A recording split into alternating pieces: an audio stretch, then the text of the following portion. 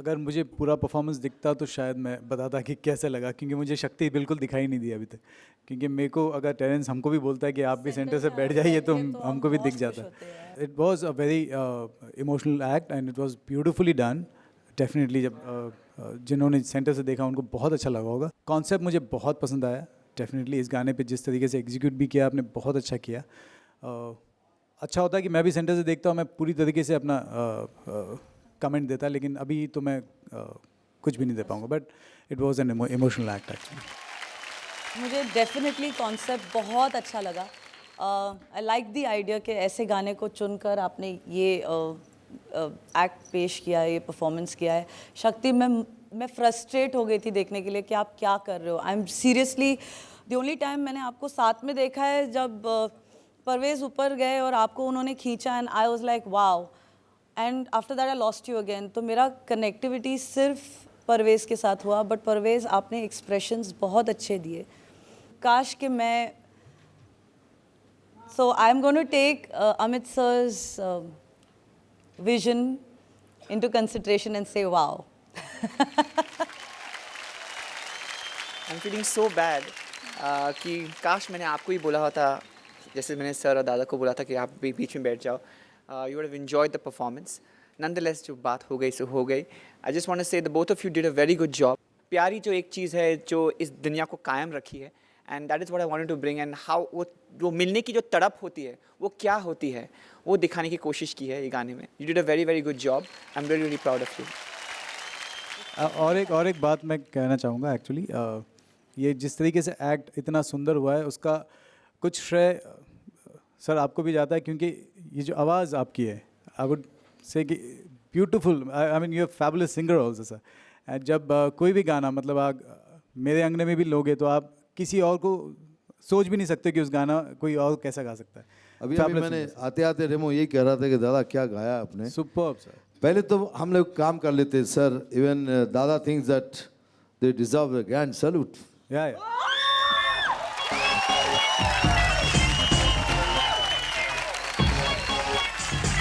अपनी धड़कन की ताल पर तू नच और दुनिया को भी नचा।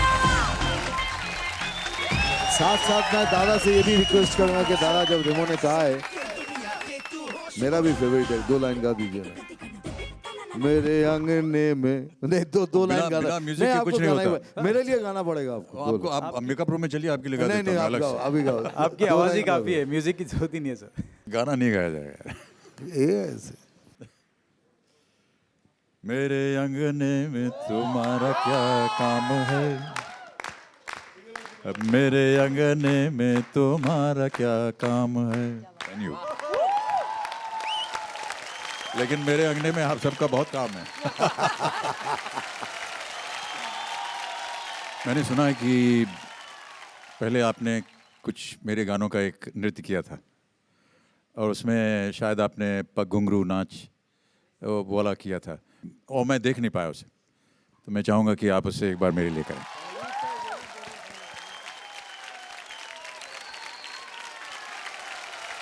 All the best, Shakti and Parvez. Thank you.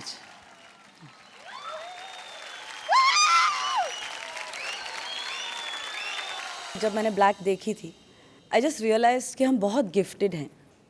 और जब भी मैं उन लोगों को देखती हूँ जो किसी भी तरह से थोड़े से ऐसे आर नॉट सो गिफ्टेड, मैं अपने आप को बहुत ब्लेस्ड समझती हूँ और समझती हूँ कि ऊपर वाले का बहुत बहुत आशीर्वाद है। And that film inspired me a lot to believe कि कुछ भी हो सकता है, नथिंग इज़ इम्पॉसिबल, और ये इन्होंने आज मेरे लिए कर दिखाया है। मास्टर गीता, आप इनके परफॉर्मेंस के बारे में कमेंट करें उससे पहले मैं मास्टर रेमो से पूछना चाहूँगा कि मास्टर रेमो, आपको इन तीनों का परफॉर्मेंस कैसे लगा? सबसे पहले मैं गीता को बोलूँगा brilliant job, very nice Geeta, beautiful concept. आप तीनों ने भी बहुत अच्छा किया।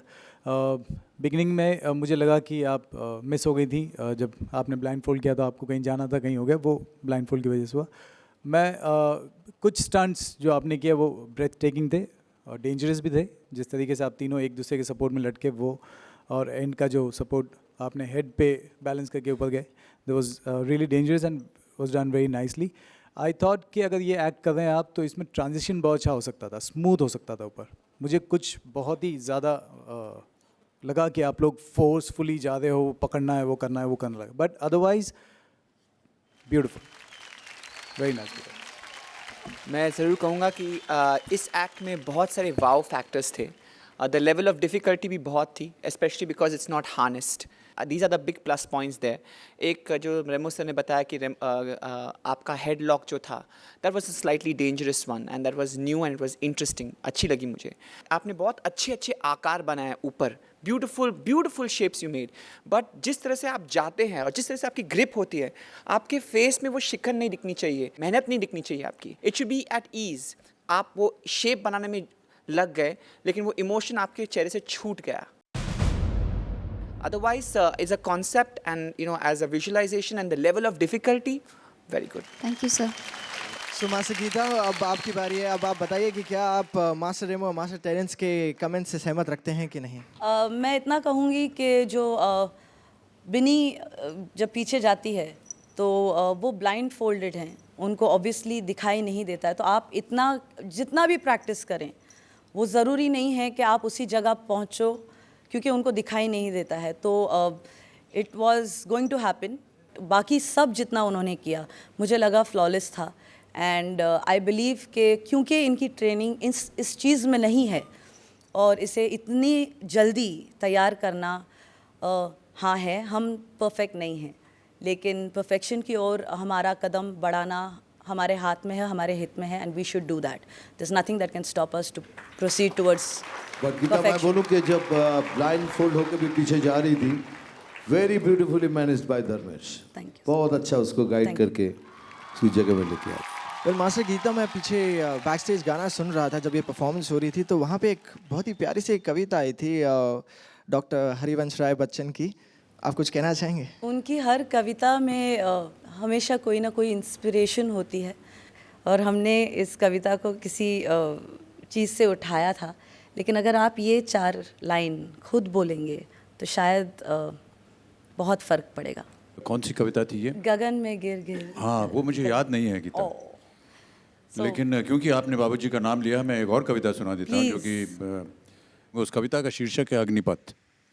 और जो हम दोनों ने फिल्म बनाई थी, जब उसका शीर्षक ढूंढ रहे थे तो बाबूजी की कविता थी, उससे लिया था। ये कविता उन्होंने उस ज़माने में लिखी थी जब भारत जो है अपनी आज़ादी के लिए लड़ रहा था। और मैं ऐसा मानता हूँ कि अच्छी कविता जो होती है उस युग युगांतर तक उसका एक जन्म रहता है, और किसी भी समा में उसको आप सुनाएं तो वो कहीं ना कहीं लागू हो जाता है।